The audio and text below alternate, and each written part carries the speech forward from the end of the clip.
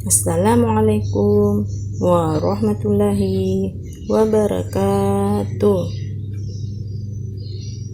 Alhamdulillah, karena pada pagi hari ini kita masih diberi kesehatan guna melaksanakan tugas kita, rutinitas kita, yakni belajar di rumah. Meskipun Ananda belajarnya di rumah, Ustazah berharap kalian semangat ya. Nah, bagaimana kabarnya hari ini anak-anak? Ustazah berharap kalian sehat ya. Nah, sebelum kita belajar, ada baiknya kita berdoa dulu ya. Bismillahirrahmanirrahim. Allahumma inni as'aluka ilman nafi'an wa rizqan thayyiban wa amalan mutaqabbalan. Nah, kali ini kita akan belajar mengenai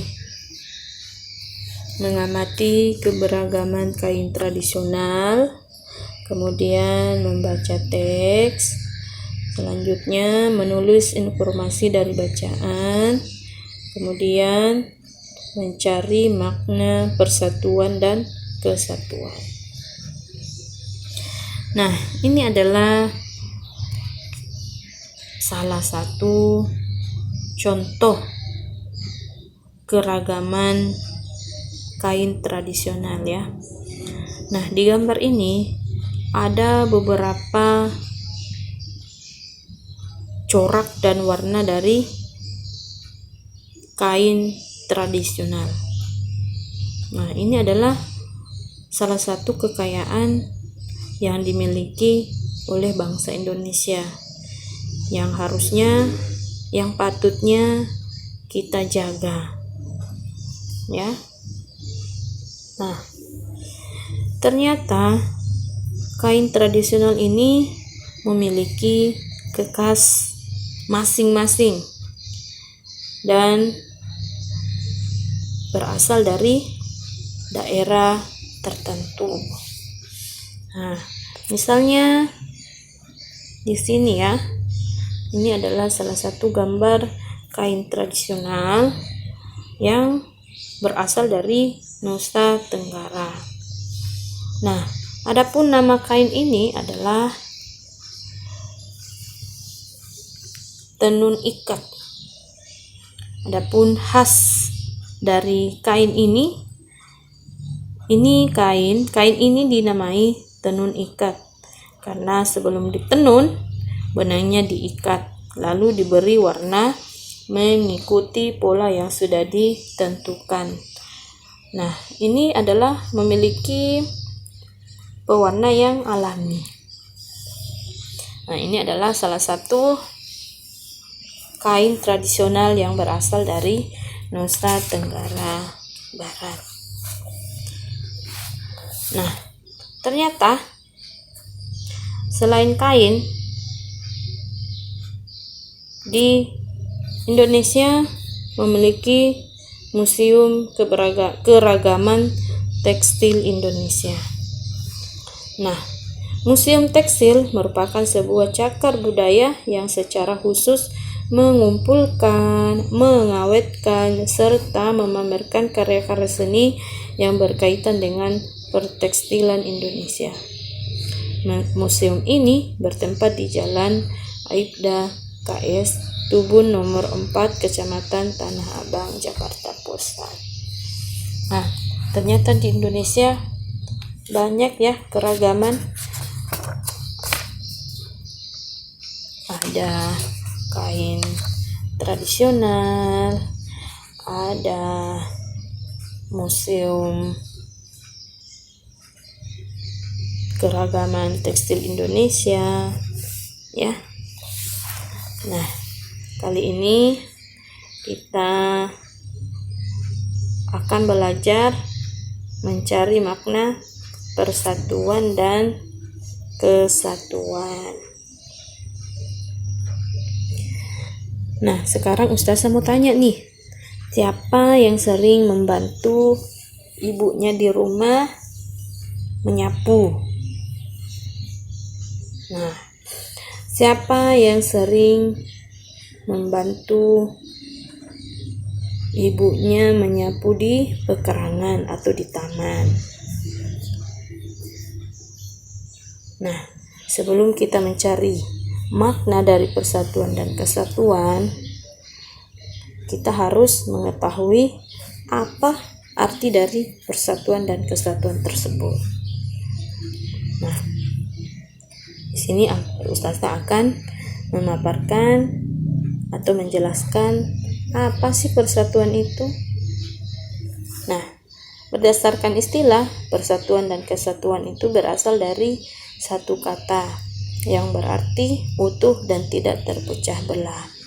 Maka kesatuan erat hubungannya dengan keutuhan, sehingga persatuan dan kesatuan mengandung arti bersatunya macam-macam corak yang beraneka ragam menjadi satu kebulatan yang utuh dan serasi.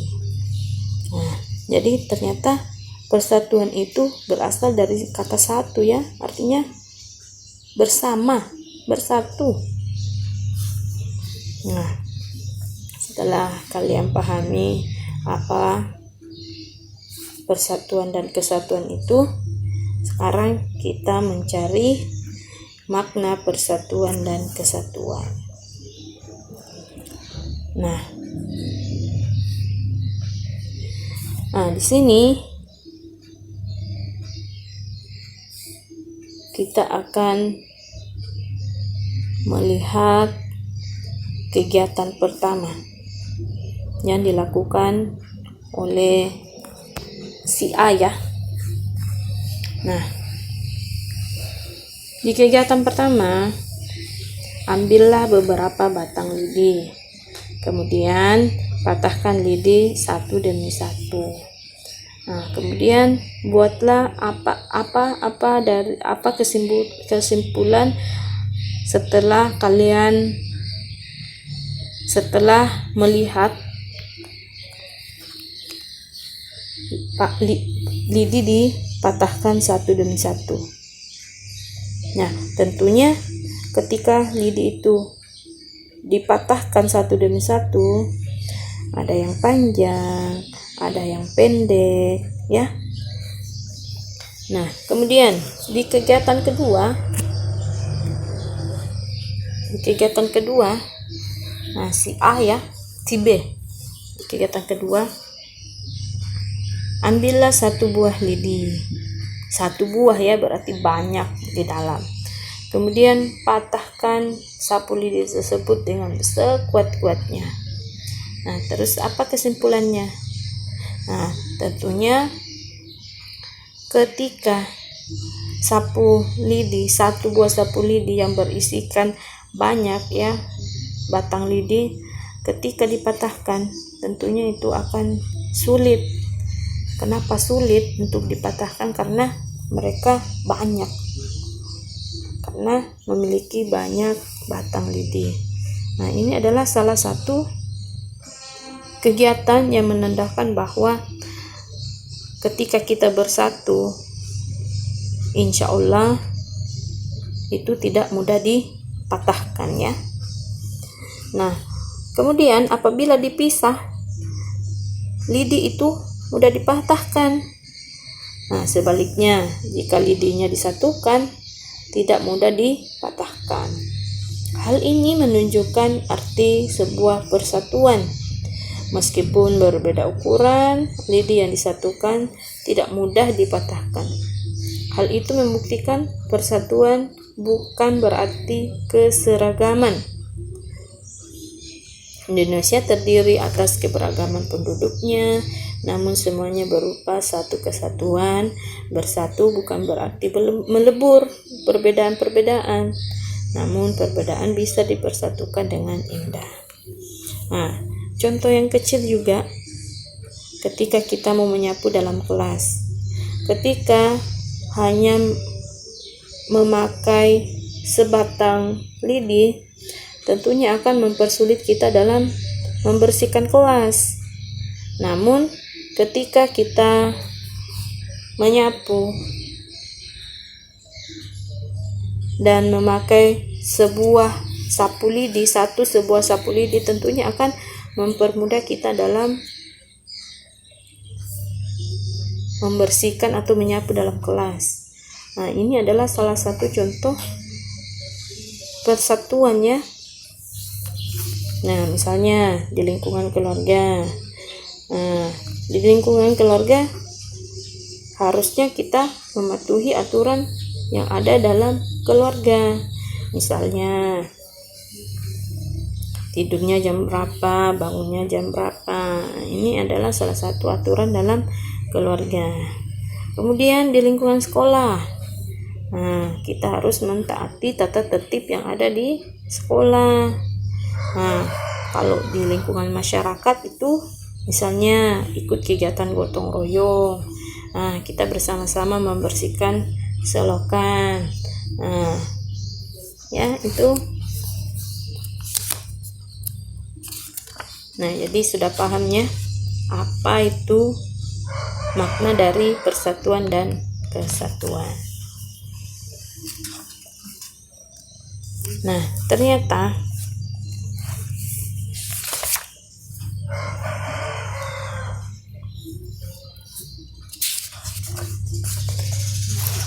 di Indonesia selain kain tradisional, keberagaman tekstil museum, ternyata di Indonesia kaya akan suku bangsa. Nah, misalnya suku Makassar. Nah, suku Makassar adalah nama Melayu untuk sebuah etnis yang mendiami pesisir selatan Pulau Sulawesi.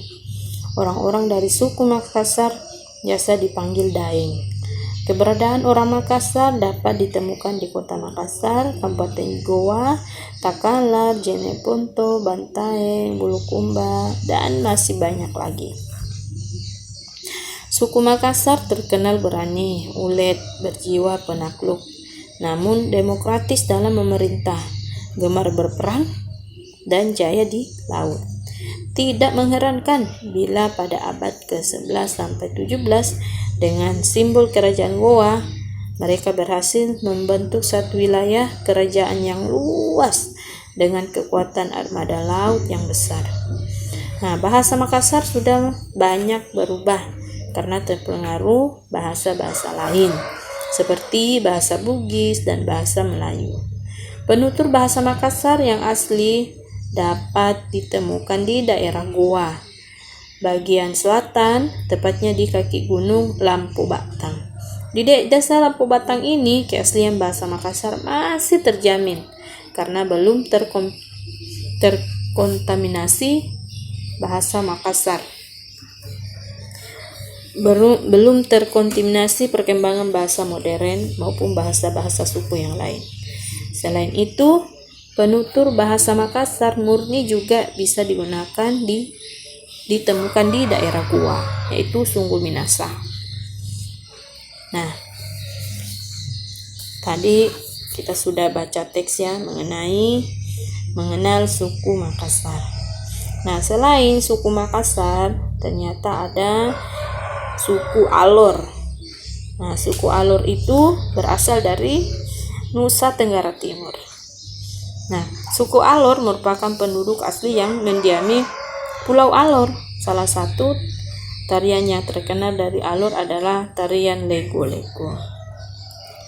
Nah, kalau selain suku Alor, tadi ada suku Makassar. Nah, itu berasal dari daerah Makassar. Nah, suku Makassar itu terkenal berani, ulet, berjiwa penakluk. Nah, itu adalah salah satu kelebihan dari suku Makassar. Nah, jadi demikianlah pemaparan materi untuk hari ini. Kiranya ada yang kurang berkenan, mohon dimaafkan ya. Wabillahi taufiq wal hidayah. Wassalamualaikum warahmatullahi wabarakatuh.